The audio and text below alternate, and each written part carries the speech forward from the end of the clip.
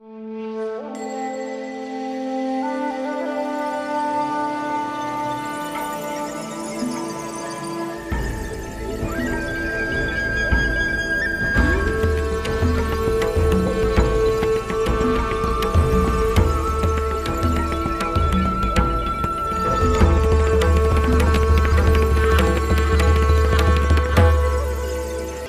महागाथा आरंभ होती है कलिंग विजयी महान सम्राट अशोक के हृदय परिवर्तन से। कलिंग पर आक्रमण कर अशोक का हृदय कैसे हुआ, ये जानने के लिए चलते हैं वर्तमान की सीढ़ियों से उतरकर उस कालखंड में जहां वो क्रूर चंड अशोक से धम्म अशोक बने।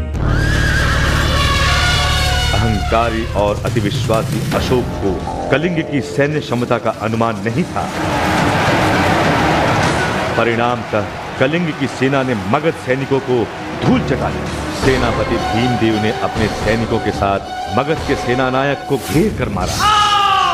क्षत विक्षत अवस्था में सेनानायक को भीमदेव ने कलिंग राज का चुनौती भरा पत्र देकर मगध भेज दिया, जिसमें सुगत्र को किसी भी मूल्य पर न लौटाने और शरणागत की रक्षा में सर्वस्व बलिदान कर देने की बात लिखी थी। पराजित सेनानायक की दुर्दशा में कलिंगराज के अपमानजनक पत्र ने अशोक की क्रोधाग्नि में घी का काम किया और 4 लाख सैनिकों, घोड़ों और हाथियों के साथ उसने कर दिया कलिंग पर आक्रमण। अशोक के क्रूर और हिंसक रूप से परिचित कलिंगवासी उसके आक्रमण के समाचार से भयभीत होकर पलायन करने लगे।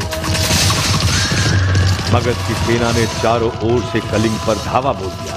सेना ने कीट पतंगों की तरह पलायन कर रहे निरपराध कलिंगवासियों को क्रूरतापूर्वक मार डाला। कलिंग के महासमर में दया नदी के किनारे धौली पर्वत श्रेणियों से घिरे युद्ध क्षेत्र में भीषण रक्तपात एवं नरसंहार देख एक बार महाकाल भी कांप उठा। रक्त से युद्ध भूमि ही नहीं, दया नदी का पानी भी लहूलुहान हो गया। मगध के निर्दयी सैनिकों ने कलिंग के गांवों में आग लगा दी। लहलहा रही फसलें और खेत खलिहान जलकर स्वाहा हो गए। सुगत्र बंदी बनाकर घसीटते हुए अशोक के सामने लाया गया। अशोक ने विद्रोही भाई सुगत्र को नृशंसता पूर्वक मार डाला। मात्र एक राज अपराधी को शरण देने का परिणाम सारे कलिंग को भुगतना पड़ा। एक मां अपने मृत पुत्र का शव लेकर अशोक के सामने खड़ी उसके प्राणों को लौटाने का निवेदन कर रही थी। किंग कर्तव्य विमूढ़ खड़ा सम्राट अशोक मां की ममता और कोमल भावनाओं से पराजित हो गया। शोकमय अशोक शीघ्रता से घोड़े के पास पहुंचा। घोड़े पर चढ़ने के लिए पांव उठाया। अरे, अशोक का पांव पकड़े कि जर्जर बूढ़ा क्या कह रहा है। राजन, मेरे कुल कुटुंब सब मारे गए, मेरा संसार में कोई नहीं रहा। मैं आपसे जीवन नहीं मृत्यु मांगने आया हूं। मुझे मृत्यु दे दो महाराज, मृत्यु दे दो। अरे ये क्या, सामने शस्त्र उठाए हुए कलिंग की ये विधवाएं क्यों चली आ रही हैं? आगे बढ़ो अशोक, ये अबलाएं हैं, आपके सामने एक क्षण भी नहीं ठहर पाएंगी। पर क्या विश्व विजयी सम्राट अशोक अब स्त्रियों से युद्ध करेगा?